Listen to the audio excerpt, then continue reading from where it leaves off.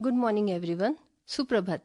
आजचा आपला topic women's day, स्त्री शक्ती, प्रेम, समर्पण यांच्या सेलिब्रेशनचा आहे. परंतु आज आपण इथे फक्त सेलिब्रेशन आणि त्याग किंवा प्रेम याची चर्चा न करता त्यांच्या हेल्थ, शारीरिक विकास, मानसिक विकास यावर चर्चा करूया. नमस्कार. मी आज आयुर्वेद आणि पंचकर्म, स्त्री आरोग्य, स्त्री व्याधी उत्थान व यावर प्रकाश टाकणार आहे. खरे सांगितले तर स्त्रियांचे आयुष्य हे एका यज्ञासारखे असते.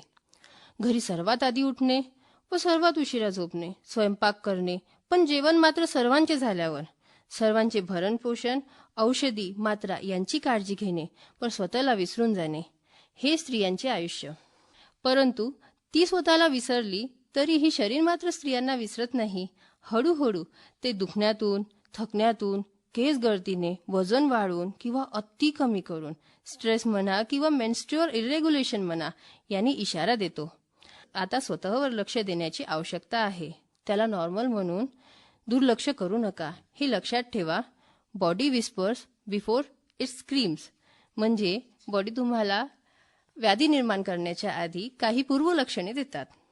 या मुद्द्यांवर प्रकाश टाकताना मी तुम्हाला काही व्याधींचे उदाहरण देते.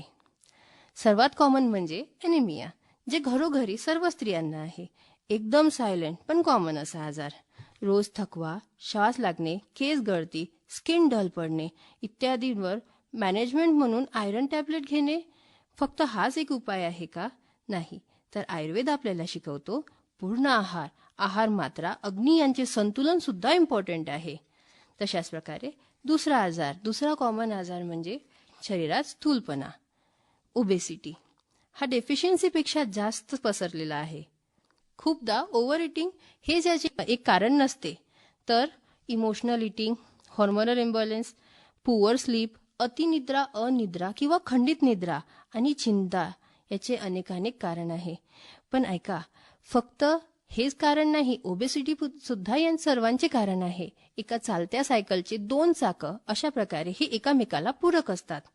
तर यांची सायकल ही तोडण्यासाठी आपल्याला आयुर्वेद हा खूप हेल्पफुल आहे. आयुर्वेदामध्ये तुम्हाला मेडिसिन आणि पंचकर्म चिकित्सा दोन्ही हेल्पफुल पडतात. सर्वात इम्पॉर्टंट म्हणजे पंचकर्म. पंचकर्मामध्ये वमन, विरेचन, बस्ती आणि नस्य हे सगळं खूप कामी पडते. तसेच प्लसमध्ये अगर तुम्ही मेडिसिन घेत आहे तर खूप लवकर तुम्हाला रिझल्ट मिळू शकतो. तसेच स्त्रीव्याधीमध्ये इम्पॉर्टंट असणारे हॉर्मोनल बॅलन्सिंग आणि हॉर्मोनल इम्बॅलन्स मॅनेजमेंट. विमेन्स लाईफमध्ये हॉर्मोन्स हे वर खाली होतच असतात. ब्रॉड बघितले जाईल तर हे 3 टप्प्यांमध्ये डिवाइड होतात. एक चिल्ड्रन्स, 12 वर्षापर्यंत तितका फारसा इम्पॉर्टंट नसतो. 12 वर्षानंतर जेव्हा मुलींना पिरियड चालू होतात ते 12 ते 16च्या मध्ये झाले पाहिजे, तो एक टप्पा. सेकंड म्हणजे child caring age, middle ages आणि नंतर म्हणजे मिनोपॉझल स्टेजेस. या सर्वांमध्ये हॉर्मोनल रेग्युलेशन यासाठी आयुर्वेद खूप इम्पॉर्टंट असते. लहान मुलींमध्ये बघितल्या जाणारे जसे prolong menses, dysmenorrhea, white discharge यावर आयुर्वेद उपाय करू शकतो का? तर हो. तुमच्या घरी मिळणारे शतावरी, काळे तीळ, तांदूळ, तांदळाचे पाणी, अशोक, गुळूची, हळदी हे जे सगळे मेडिसिन्स मी सांगितले किंवा किचन मटेरियल जे सांगितले आहेत हे सर्व यावर उपयोगी पडतात.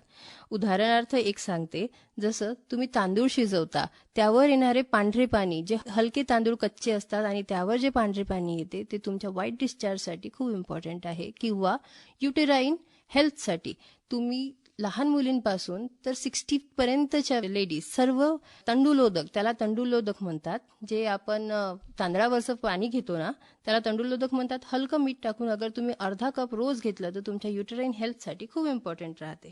तशाच प्रकारे आपण मिडल एजेसमध्ये व्याधी बघितला तर हॉर्मोनल इम्बॅलन्समध्ये पीसीओडी, इन्फर्टिलिटी आणि पीसीओएस हे खूप पसरलेलं आहे. यावर आयुर्वेद काही उपाय करू शकतो? तर हो, आयुर्वेदामध्ये याचे पूर्ण उपाय आहेत. तर आता तुम्हाला सांगते, जर लेडीज 25 to 30 एज ग्रुपमध्ये अगर असतील आणि त्यांना प्रेग्नन्सी कन्सीव्ह करायला त्रास होत असेल तर त्यांनी आयुर्वेदाचा आवश्यक सहारा घ्यावा. 30 to 35 एजमध्ये असतील तरी सहारा घ्यावा, पण त्यांना थोडे डिलेड रिझल्ट येतात. तुम्ही अगर थोडं आधी आले तर थोडा लवकर उपचार होऊ शकतो. पीसीओडी, पीसीओएस मध्ये हॉर्मोनल इम्बॅलन्सवर आयुर्वेद औषधी आणि पंचकर्म यांचा प्रभाव पडतो.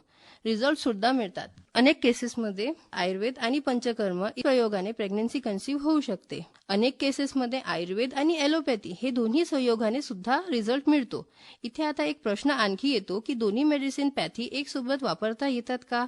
तर हो, मात्र डॉक्टरच्या साह्याने औषधी मात्रा कार्य यांचा विचार करून घेता येते. तज्ञ डॉक्टर असले तर तुम्हाला औषधी आणि मेडिसिन घेण्यावर ते तुम्हाला रिझल्ट देऊ शकतात. आपण बघितले आहे स्त्रियांसाठी सगळ्यात इम्पॉर्टंट म्हणजे काय? अपिअरन्स खूप इम्पॉर्टन्स असतो ना.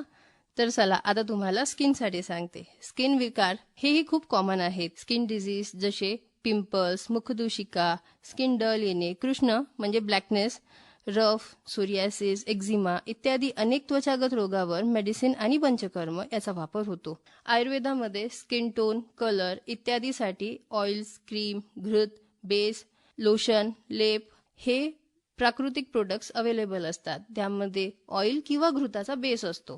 ते तुम्ही स्वतःच्या डे टू डे लाईफमध्ये यूज करू शकता आणि मिनिमल साईड इफेक्ट असतात त्यांचे. सोरियासिस, एक्झिमा यांच्यासारख्या आजारांवर पंचकर्म व मेडिसिन ही उपयोगी ठरतात. पंचकर्म बॉडी डिटॉक्स करून शरीर अग्निवृद्धी, दोष पचन करून अपेक्षित कार्य करते. पंचकर्म हे साधारणपणे निरोगी अवस्थेमध्ये सुद्धा घेता येते. प्रश्न नेहमी विचारतात कोणत्या कोणत्या अवस्थेमध्ये पंचकर्म घेऊ शकते? तर तुम्हाला आजार असो, तुम्ही निरोगी असो, 16 वर्षात 60 वर्षापर्यंत प्रत्येक व्यक्तीला पंचकर्म घेता येते. नॉर्मली पंचकर्म म्हटलं म्हणजे अनेक कर्म येतात. त्यामध्ये अनेक प्रोसिजर्स आहेत जसं वमन, विरेचन, बस्ती, नस्य आणि रक्तमोक्षण. आणि सेपरेट प्रोसिजर म्हटलं तर शिरोधारा, बस्ती, शिरोबस्ती, नस्य इत्यादी पण असतात. एन्झायटी, डिप्रेशन, स्ट्रेस यासारख्या आजारावर एक सोपा उपाय हा पंचकर्म पण ठरू शकतो.